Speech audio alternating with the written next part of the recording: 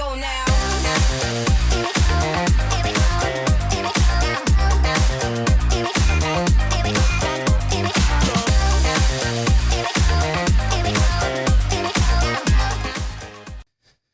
So why is this funny? What is the deal with airplane peanuts? What is the deal with airplane peanuts? I think the guy that we're going to observe here is the king of observational comedy. What would you say? Oh, there's no question. I would say he goes down as one of the greats of all time, just not because just of his stand-up, but just comedy in general. He's just a writer, and he made a lot of money doing it. He made a lot of money. Yep, a ton of money. He's made a ton of money doing it, and is considered one of the. I was thinking about going to see him. He's doing some shows in New York coming up. Now I checked it out. I mean, the tickets are unbelievable. It's in hundreds to go see it, and it's a huge theater. So I'm like, and he'll get it. Yeah, some are sold out. So, and they're doing multiple shows at night, 2 or 3 a night. And they're starving people in China, and this guy's telling jokes in New York for hundreds of dollars per seat. I love it. Yeah, I wish I could do that just once. I don't need to do a bunch of them. I just need 1 or 2 of them. And what's the crazy? It's not like he needs it. No, let me tell you that. At this point, it's a game. It's just like, how many points can I put on the board? Comedy. Yeah. He loves it because that's what he said. I don't have to do this. I do it because I want to. Well, that was what he said in his Netflix special. That's right. Right. Yep. You and I know each other on a certain level for many, many years. You know for a fact. I could be anywhere in the world right now. Now you be honest. If you were me, would you be up here hacking out another one of these? Of course, we're talking about Jerry Seinfeld. The Jerry Seinfeld, greatest sitcom, in my opinion. Oh, absolutely. Of all time. And I know there's a lot of people are big Office fans. I think that's also generational. Yeah. But Office was great, but Seinfeld the writing was brilliant. The writing was brilliant. The premises that they tackled and got away with. I mean, you think about some of the subject matters they covered on prime time television in the 90s. Yes. The funny thing about Jerry Seinfeld, I did not know who he was really until the show. Yeah. And because of the show, I never considered watching any of his comedy. Because you thought the comedy was the comedy on there was terrible. Yeah, it was like, I get what he's doing. It's kind of, it's a weird shtick. It is observational, but it wasn't that funny. Right. And I'm like, I'm going to sit through an hour of that? No, I'm not going to do that. So I never considered it. It wasn't until his Netflix special, the first one came out after it was all done, called Before Seinfeld. Yeah. And if you haven't seen it, it's well worth watching. I actually became a stand-up Seinfeld fan when I watched that Netflix special. And from that point forward, I started trying to find everything I could. Well, I've seen him live 3 times. 2 times in Greensboro, 1 time in Asheville. And he's brilliant. Yeah. He is absolutely brilliant. There's not a wasted second. But it is obvious once you have watched some of the backstories about him and then see him live, how scripted he is. Right down to the inflection in the voice, to the timing of something. I mean, it is, I don't know of a stand-up that I can think of off the top of my head that is to the letter, note by note, this is how I'm going to play this song. I'm not a jazz musician. This is how this piece will be played. He is meticulous in his details, writing it.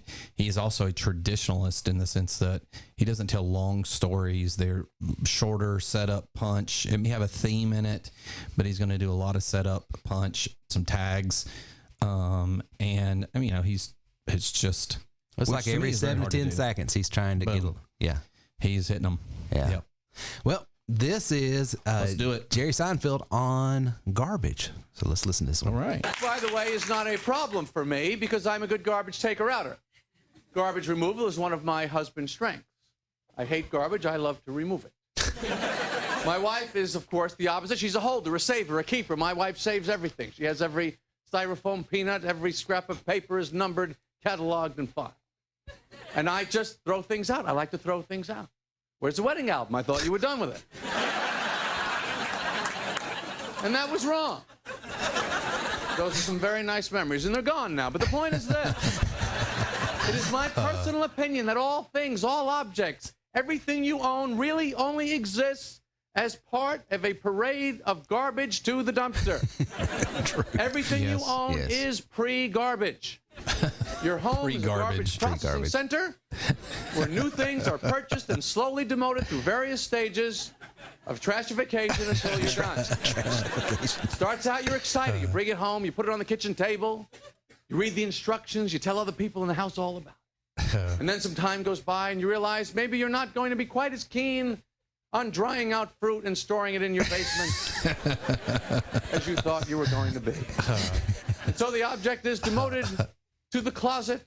It's there for a while. Eventually it lands on the floor. You start stepping on it to reach newer things that are just beginning on their journey to junk. Then the garage. The garage can be one of the longest phases for the object. But it is the most definite. No object in human history has ever successfully made it from the garage back into the house. That is the truth. Fact. Even the word garage seems to be a form of the word garbage. I saw that guy. When you're living in the same room as the garbage cans, well, it won't be much longer now.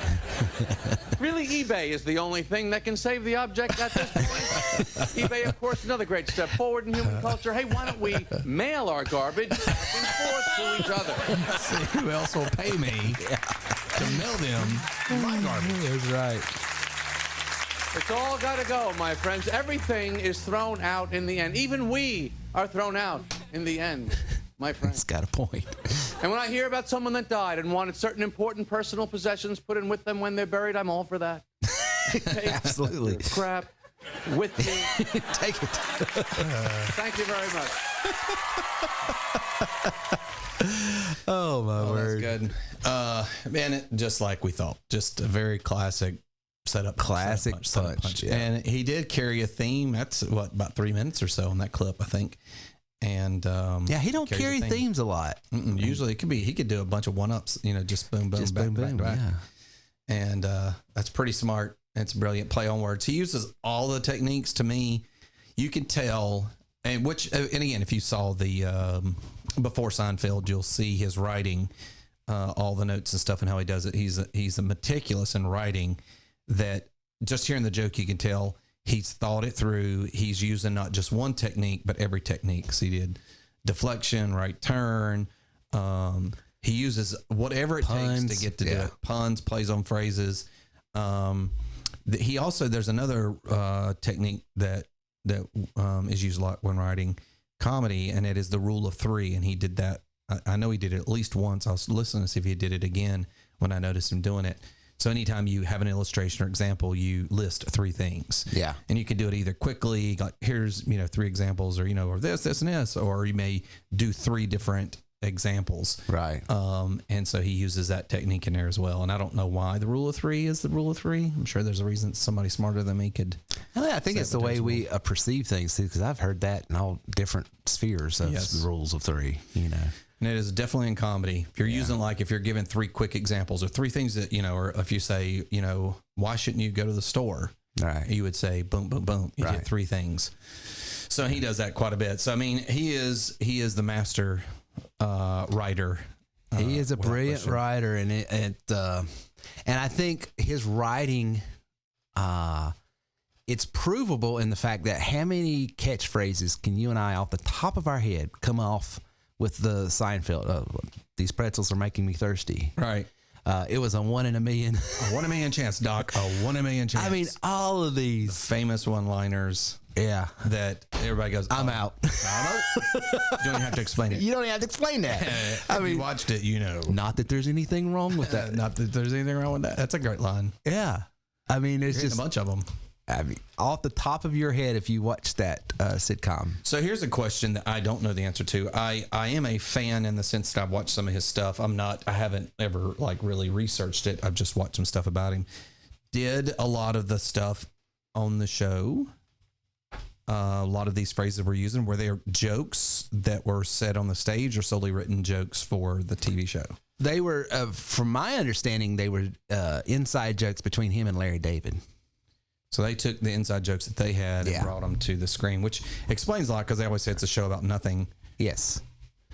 And there were certain rules that they agreed upon before they started. Like, number one, none of the characters could ever have any redeemable qualities. They were always bad people. There was no moral to any story, which is, if you watch it, it's true. I mean, there was no show about nothing. It was literally about nothing. And it was, and they took it as a challenge in that, can we do that and make it funny? Can you keep people entertained? They approached comedy almost like a physical challenge of feat. Like, can we make a show about us standing in a Chinese restaurant waiting to get in for 30 minutes and keep people's attention? Right. I mean, the executives at NBC at the time said, you cannot do this. And they almost... it was like a stalemate. They were saying, well, we're not going to do the show anymore if we can't have artistic freedom. Well, the funny thing was they did a whole several episodes on them trying to get picked up by and then did NBC who didn't, for those same reasons. It's almost like they did shows about their show. Yeah. But in that show, it never gets picked up. Right. It's pretty hilarious. It's hysterical. There's so many layers to Seinfeld and... Yeah, the trick to the show that and again, I haven't done tons of research. Just when I watched it, my personal observation off the shows, I'd always say what's weird is there would be 2 or 3 stories happening that had nothing to do with each other, that were all pointless, but somehow tied together the end, they all came together mysteriously. And I always thought the level of writing that you have to do to make that happen continuously is fairly brilliant. Here again, I think why is this funny is because of writing. No question. Because, there's certain comedians I can imagine sitting down and hanging out with, going to eat with, and they would have me in stitches. Like a Kevin Hart. I bet you he would just he's just always funny. Just funny. I think Jerry Seinfeld is not, now here's my hot take, just as a person, probably not funny.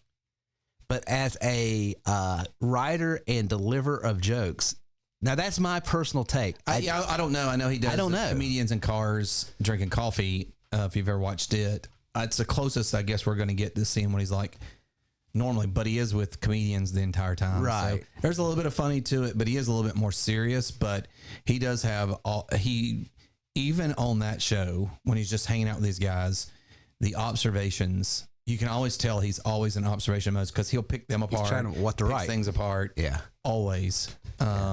And so, I would say he's probably a comedian's comedian. Yeah. He's probably the kind of guy comedians love to hang out with because he's going to be doing that a lot. But just a regular Joe Blow may not appreciate it as much.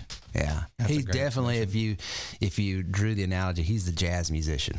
Right. He's the jazz musician. I mean, he just very sophisticated. Yes. Whereas I'm more of a 3-chord and a keep it simple. Keep it simple.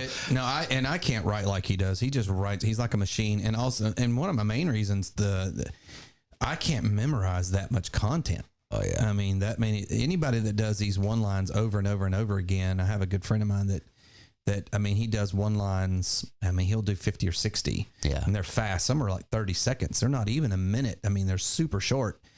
And I just asked him, I said, I just appreciate when you guys do that because I can't even conceive of it. Right. I've got a story that's unfolding and I just pack jokes along the thread. And his whole thing is he has letters. He memorizes an acrostic. Wow. And so he's just hitting the acrostic like AJFMB, whatever his letters are. And he just follows the acrostic letters and he has groups of them or whatever. So that's his outline. It's pretty incredible. I don't even want to do it. I mean, just thinking about that stresses me out. And imagine that, I guess like Seinfeld, he does enough shows that, it's just, now he's just reciting a script at this point. But in the early days when you're formulating it, that's when it would be hard. Yeah. Showing up. And also they're going to interject new jokes in there. Well, where does that go? Right. In your system. And how do you remember to do that and not mess up your other system? It's just, he's the master. Yeah. At it. Oh, why is he funny? Writing for sure. Yeah. Here we go now.